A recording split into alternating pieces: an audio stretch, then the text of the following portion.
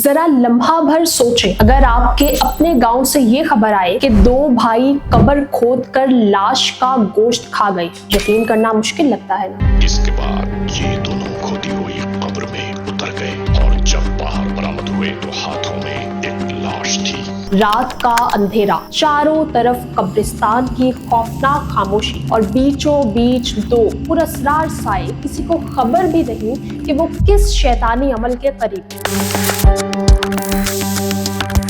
सुबह हुई तो गांव की फिजा चीखों और लरसते हुए कदमों से गूंज उठी। लोगों ने वो मंजर देखा जिसने इंसान और हैवान के फर्क को मिटा दिया। ये दोनों थे दरिया खान के आदमखोर भाई। ये कहानी है पंजाब के जिला भक्कर के एक छोटे से कस्बे दरिया खान। देखने में ये पुरसुकून और रिवायती ज़रई बस्ती लगती है, जहां दरियाए सिंध के किनारे बड़ी भरी जमीनें हैं और लोग खेती बाड़ी करके अपनी जिंदगी गुजारते हैं। लेकिन उन्हीं खेतों और गलियों में ऐसे दो भाई रहते थे जिनका नाम आज भी खौफ के साथ लिया जाता है। दुनिया उन्हें आदमखोर भाई के नाम से जानती है। मोहम्मद आरिफ उर्फ उफल और मोहम्मद फरमान उर्फ फामा बज़ाहिर एक जिम्मेदार घराने से ताल्लुक रखने वाले आम से लोग। उनके खानदान के पास दरियाए सिंध के साथ अच्छी खासी जमीन थी, मगर ये भाई अपनी जिंदगी किसी और तरह गुजारना चाहते थे।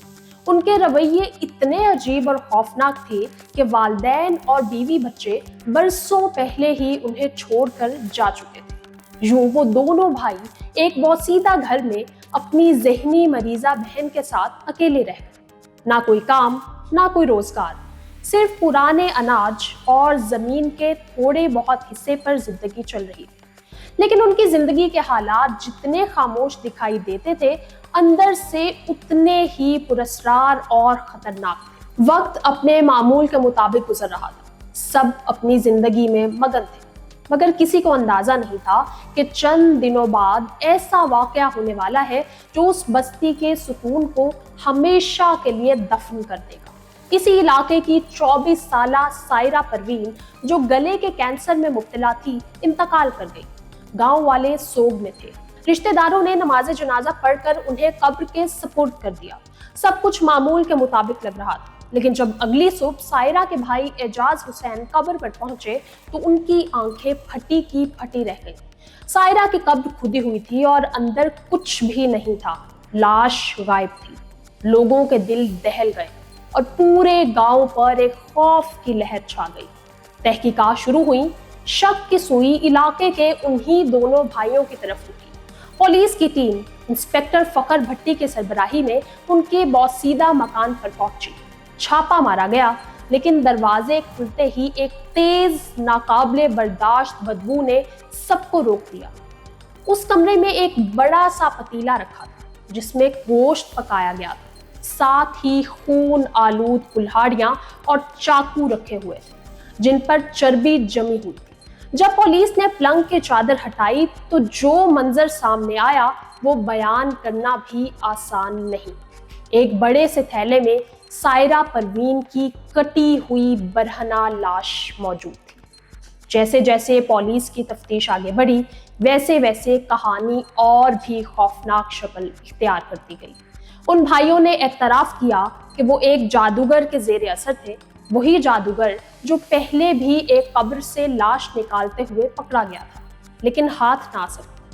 मोहम्मद फरमान ने पुलिस के सामने कहा, हमने पड़ोसियों पर जादू करने के लिए कुरान की कुछ आयत उल्टी पढ़ी और उस जादू को कामयाब बनाने के लिए ज़रूरी था कि हम पाकीज़गी के साथ रहें और इंसान का गोश्त खाएं। ये एतराफ़ पूरे इलाके पर क़यामत बनकर गुजरा। चंद दिन गुजरे थे और फिर अचानक एक और खौफनाक खबर ने पूरे गांव को हिला कर रख दिया। वो ज़हनी मरीज़ा बहन जो उन्हीं भाइयों के साथ रहती थी, अचानक लापता हो गई। गांव में हर तरफ अफवाहें फैल गई। क्या उसका भी वही हशर किया गया जो सायरा परवीन के साथ हुआ था? कुछ ही दिन बाद नहर के किनारे एक लाश मिली। लाश उन्हीं भाइयों की बहन की थी। उसे किसने मारा, ये आज तक कोई नहीं जान पाया। इस वाक़े ने पूरे इलाके को और ज्यादा खौफजदा कर दिया। दूसरी तरफ कानून ने भी हरकत की। عدالت نے ان آدم خور بھائیوں کو سزا تو سنائی مگر صرف 2 سال کی، کیونکہ پاکستان کے قوانین میں آدم خوری جیسا کوئی جرم درج ہی نہیں تھا۔ ان پر صرف قبر کی بے حرمتی کا الزام ثابت ہوا۔ ان کی عمریں اس وقت 35 سے 40 سال کے درمیان تھی۔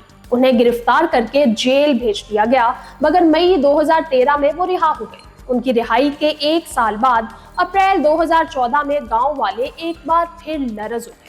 پولیس کو خبر ملی کہ ان کے گھر سے پھر گوشت کی بدبو آ رہی ہے۔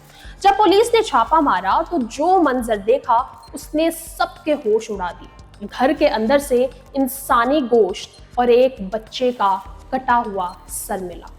یہ وحشتناک انکشاف پورے ملک کی سرخیاں بن گیا۔ انسداد دہشت